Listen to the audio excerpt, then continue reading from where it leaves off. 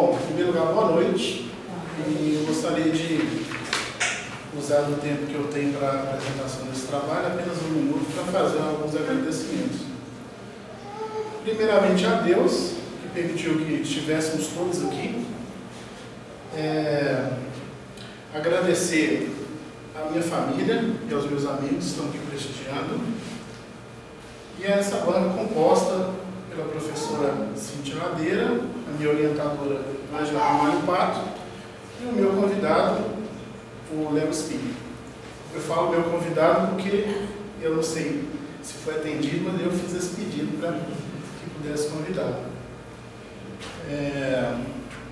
Então, esse trabalho aqui, esse artigo científico que eu vou apresentar aqui agora, além dele ser um quesito para a conclusão de mais uma etapa do curso, um quesito obrigatório, ele é um assunto de interesse pessoal meu já há alguns anos. Então, veio a calhar bastante essas duas coisas aí, né? O artigo científico trata-se da estratégia do mercado de crédito de carbono. Bom, os objetivos, eu tentei ser o mais simples possível, né? Exatamente para ter esse atingimento e entendimento das pessoas que possam usufruir futuramente.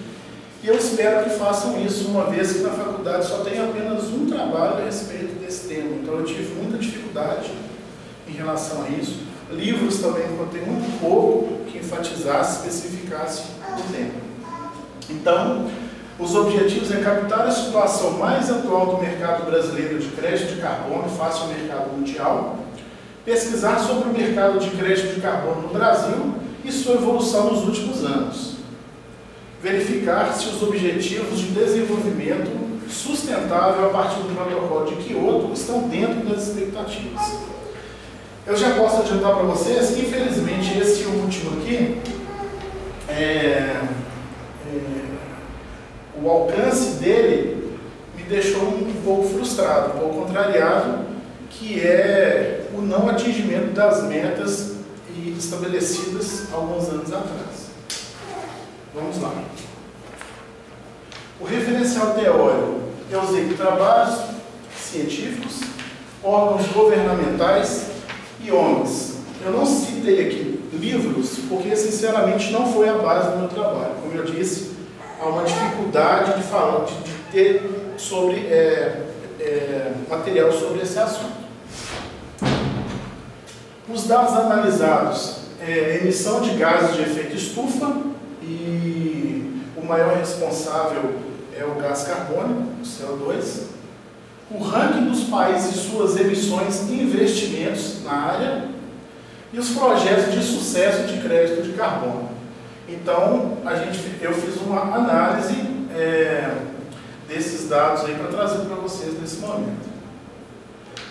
Vamos à exploração do tema. Primeiro, a conscientização ambiental. Aqui, eu pretendo ser até breve, porque todos nós temos a conscientização que não estamos andando num caminho muito positivo para o futuro do nosso planeta e dos sobreviventes que assim vão ficar. E a gente deve, e eu espero que esse trabalho contribua para isso, fazer alguma coisa para pelo menos amenizar o que a gente fez nos últimos 150 anos com o planeta. Bom, o avanço do nível dos GES, são os gases do efeito estufa. Por isso que eu disse 150 anos, porque há 150 anos que foi estimado que essa emissão dos gases tem esse prejuízo na nossa camada de ozônio. E por conseguinte, as catástrofes que a gente está vendo aí, né? Inundação, tsunami, altas temperaturas, no lugar está muito quente, o que era frio e vice-versa. Então, ocasionou tudo isso. E, infelizmente, acordamos para isso em 88 apenas. Uma pequena comissão da ONU, em Montreal, no Canadá, resolveu reunir quase que informalmente para falar do assunto e viu-se diante desses 150 anos, o que foi causado, a necessidade urgente de colocar no papel, de legalizar algum protocolo, alguma lei universal que pudesse ajudar nos atingimentos das metas, porque a industrialização desenfreada, a globalização desenfreada, e a gente lembra muito bem dessa época, foi o início da industrialização no Brasil. Então o Brasil, nesse quesito, ele é filhote ainda em relação a essa poluição. A Organização das Nações Unidas foi em 87, em Montreal, que surgiu essa ideia, quase que informalmente, e na reunião do Rio 92 que a coisa tomou forma. Eu me lembro dessa reunião, eu não vou saber detalhar o que eu vi, mais do que eu estudei, mas eu lembro que foi feita essa reunião com vários chefes de Estado, que até então o pessoal não estava dando muita importância, quando essa comissão de 87 alertou aqueles países que em 92 eles estavam do que estava acontecendo. Aí o negócio tomou um rumo diferente, um rumo mais sério. Em 97 foi a adoção do protocolo, o protocolo de Kyoto para as reduções das emissões. Por que Kyoto? Porque foi na cidade de Kyoto, no Japão, em 1997. Que há reuniões periodicamente das Nações Unidas e coincidentemente foi aqui em Kyoto que resolveram colocar em prática, colocar no papel esse protocolo. Por isso que ele leva o nome de Protocolo de Kyoto. Eu coloquei 2020 aqui, porque até onde ele vai. Na verdade, de 90 eles usaram 92 e deram 20 anos para esse protocolo. E 20 anos dá em 2012. Em 2012, na última hora, conseguiram estender as regras dele até 2020, aonde a partir daí vai começar um novo protocolo, um novo estudo para vir substituir o protocolo de Kyoto. Muito melhor, com muito mais investimento, em torno de 100 bilhões de dólares. Em 2005, por incrível que pareça, só 8 anos depois ele foi ratificado de fato, porque aqui ele foi colocado no papel, mas os países não assinaram o compromisso. Então ficou aquela coisa sem compromisso mesmo. E aqui em 2005, que ratificaram o protocolo e a partir daí foi contado legalmente que eles devem fazer a redução dos gases de efeito estufa. Uma curiosidade. Sim. Todos aqueles que participaram em 97 assinaram a ratificação de 2005? Não necessariamente. Alguns países se esquivaram, como por exemplo Estados Unidos e Austrália, porque inclusive eles são o topo da lista, vocês podem ver no trabalho em relação à emissão desses gases e outros gases também. Então ele viu que ele teria um prejuízo se ele entrasse com uma redução, qualquer tipo de meta em redução da emissão desses gases. Então ele não entrou nesse momento. Por falar nos Estados Unidos, ele não assumiu de fato, mas ele está fazendo trabalhos paralelos que, na minha conclusão, eu até comento um pouco disso, que é mais para a empresa ver mesmo. Não é muito, de fato, assim, uma ação que vai reduzir mesmo. Ele está preocupado exatamente com o capitalismo, com lucratividade, e isso eu vou falar mais no final, que é possível fazer as duas coisas, a preocupação socioambiental e a lucratividade das empresas. Dentro da conscientização ainda vem os projetos MDL, que são mecanismos de desenvolvimento limpo. Esses mecanismos, na verdade, são projetos. Olha que interessante, quando eu comecei o trabalho, eu não imaginava que seria um mecanismo de desenvolvimento limpo, a coisa fica muito solta. Na verdade, são projetos realizados por engenheiros ambientais, ou arquitetos, engenheiros elétricos ou mecânicos. Depende do tipo de trabalho que eles vão fazer. Mais para frente eu vou citar um exemplo de um trabalho que foi validado, verificado e já está contando como crédito de carbono para uma empresa lá da Bahia. Então são projetos realizados que vêm trazer a redução da emissão dos gases de efeito estufa. O mercado de crédito de carbono. O mercado ele surgiu a partir da possibilidade da redução dos fatores agressivos ao meio ambiente. O já citado efeito estufa, é realizado por gases. Quando a gente fala em gases, normalmente cita o CO2, que é o que mais se emite, mas tem outros gases também constantes no trabalho. Outro fator agressivo é o aquecimento global, derretimento das geleiras, oscilação do clima com secas, tempestades e outras coisas mais que a gente está vendo toda hora nos noticiários. O protocolo de Kyoto em si, ele, como eu disse, tomou forma lá em Montreal, com uma pequena reunião. Em 92 tomou corpo, foi fechado em 97 e só em 2005 foi de fato assinado. Esse protocolo, ele vem exatamente trabalhar os projetos que vai reduzir essa emissão de gás do efeito estufa, e ele contribui, na verdade, a partir dele é que veio a criação do mercado, a necessidade do mercado de crédito de carbono. Por quê?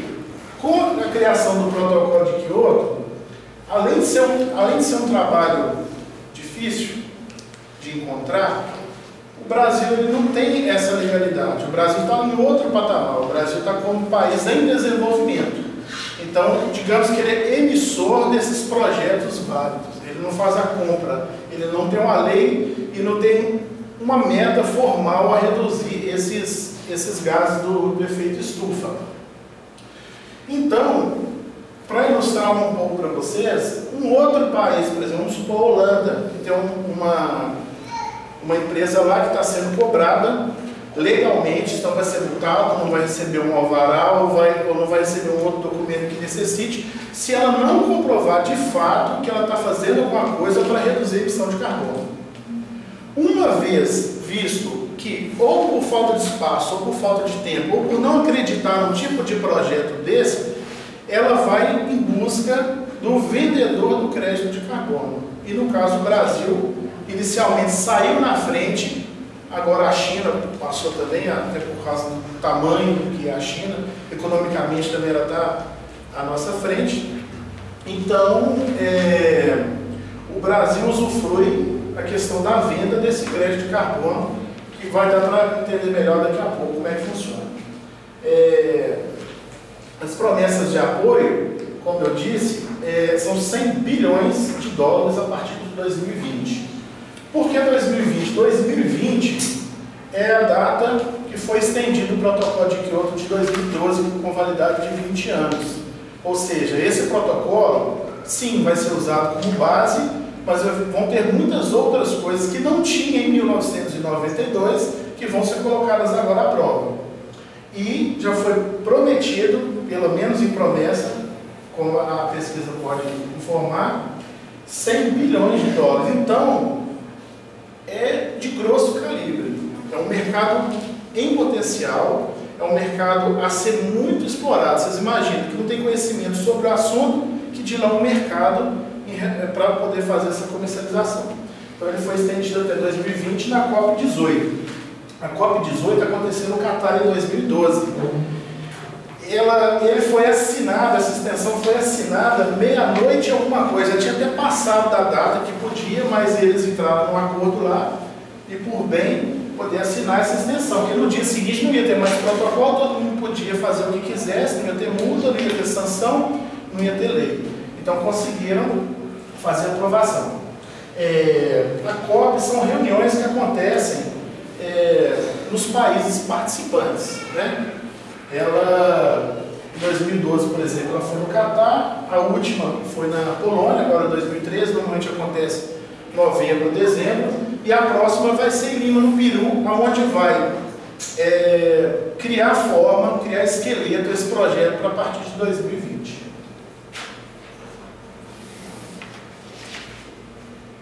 Estratégias. Atender a demanda das empresas e governo em criar projetos válidos e certificados em crédito de carbono. O que são esses projetos? A empresa contrata um especialista para fazer o projeto.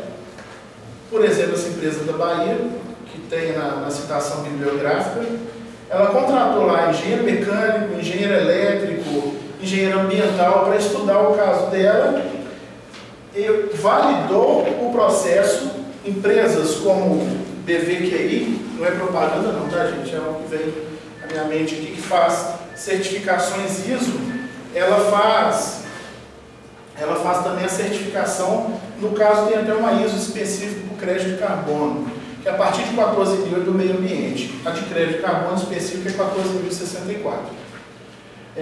Então esses projetos são validados, ou seja, beleza, esse projeto está bom, ele vai conseguir reduzir a emissão do crédito de carbono. E eles são certificados, são projetos de 7 a 21 anos. Então essas empresas verificam, elas certificam ano a ano se está, beleza, o projeto, se continua sendo daquele mesmo jeito que fez lá no início, e cria-se o crédito de carbono para poder vender no mercado. Satisfazer as necessidades legais de redução de emissão de gases nos países desenvolvidos, porque é eles que sofrem essas sanções, e o equilíbrio socioambiental. Nesse momento aqui, entra na estratégia também a questão da lucratividade versus meio ambiente. É possível, a partir desse trabalho foi verificado que é possível, essa lavanderia da Bahia, vou dar um exemplo para vocês, ela usa a segunda, eu até comentei com a Cíntia, ela usa a segunda lavagem de um processo, ela faz 3 lavagens, ela usa a segunda água para lavar a primeira da próxima e usa a terceira água para lavar a segunda da próxima. Só ela já economizou 2 cargas d'água. E ela comprou uma máquina que ela faz a centrifugação dos uniformes da Petrobras e ela já sai seca e é só dobrar, ou seja, ele parou de gastar com passar roupa. Então isso é uma redução enorme, ele está criando crédito de carbono, ainda não vendeu, está criando créditos mesmo em toneladas para poder vender quando ele quiser. Então ele está ganhando na redução de despesa, na redução de custos e futuramente na venda desse crédito de carbono. Então, como assim? Como é que a empresa faz um projeto? Sim, tem um gasto inicial, tem um investimento, mas ela consegue ao longo do tempo esse retorno com a redução dos custos de despesas e depois da venda da tonelada do carbono para uma empresa de um país desenvolvido que quiser comprar para fazer essa compensação. Projetos certificados são projetos de empresas particulares ou governo, elas são validadas e verificadas. A ISO, como eu disse, é 14.064, são usadas as certificações de redução de emissão e, posteriormente, essa mesma empresa ela consegue intermediar a venda, a negociação desse crédito de carbono. Aí pode falar assim, não, mas reduziu pouco e não está valendo a pena. Bom, tem que começar por algum lugar. Lá em 87 não imaginaram a bola de neve que seria no ano de 2014, igual estamos aqui hoje. Então tem que começar por algum lugar, a coisa está aumentando, os investimentos estão aumentando, a demanda do mercado está muito grande em termos de projeto, busca desse projeto, consequentemente a busca de especialistas que vão fazer esses projetos serem validados e verificados. Os benefícios é a redução de emissão através da compensação, isso aqui é de forma geral, né? De forma socioambiental para o planeta. A redução dos custos, retorno do investimento, lucratividade em médio e longo prazo, é questão de quem está vendendo e do cumprimento legal para quem está comprando o crédito de carbono. Aqui é uma linha do tempo para ilustrar isso que eu acabei de falar aqui. Começou lá em 88, 87, 88, depois veio Rio 92, o protocolo de Kyoto, depois veio o GHG, que é um protocolo que certifica mundialmente, e eles colocam no papel uma equação matemática gigantesca para o cara poder transformar energia elétrica em crédito de carbono. Então quem faz isso mundialmente é a GHG. Vem as demandas de mercado que estão crescentes, a ratificação, 2005, do protocolo de Kyoto, a criação da ISO 14.064 e depois vem o programa GHG brasileiro, que inclusive hoje ele é acompanhado pela Fundação Getúlio Vargas. E depois vem as COPs 15, 16, 17, são as discussões em relação ao tema. Aqui é um gráfico para demonstrar, vocês têm ele em mão também, são os gases de efeito estufa por setor da economia, tá?